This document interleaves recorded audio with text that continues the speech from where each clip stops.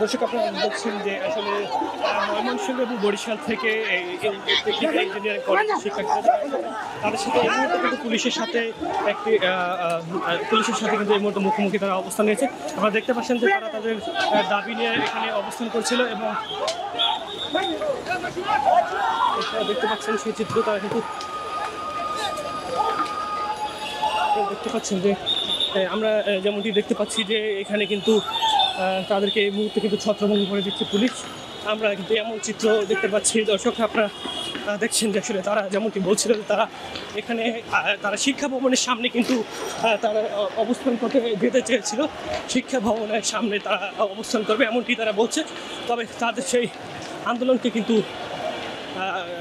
তাদেরকে কিন্তু শিক্ষা ভবনের সামনে যেতে দেয়নি পুলিশ এবং এই মুহূর্তে কিন্তু তাদেরকে একেবারে ছত্রভঙ্গ করে দিয়েছে।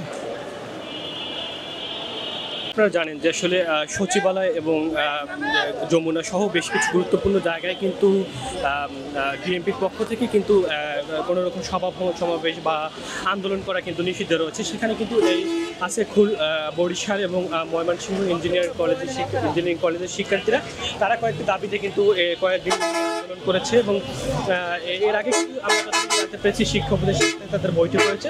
তবে আজকেও কিন্তু কয়েকটি দাবিতে তারা প্রেস ক্লাবের সামনে আন্দোলন করেছিলেন এবং সেখান থেকে কিন্তু আমরা যেমন দেখতে পাচ্ছি সেই আন্দোলনের জায়গা থেকে কিন্তু তারা সচিবালয়ের সামনে, আমি যদি বলি শিক্ষা ভবনের সামনে কিন্তু তারা অবস্থান নেওয়ার জন্য কিন্তু যাচ্ছিলেন। তারা যেমনটি বলছে যে শান্তিপূর্ণ অবস্থান নেওয়ার জন্য তারা সেখানে যাচ্ছিলেন। তবে পুলিশ তাদেরকে বাধা দিলে কিন্তু তাদের সাথে পুলিশের সাথে বাকবিতণ্ড হয় এবং এক পর্যায়ে পুলিশ তাদেরকে ছত্রভঙ্গ করতে বাধ্য হয় এবং তাদেরকে কিন্তু একেবারে ছত্রভঙ্গ করে দেওয়া হয়।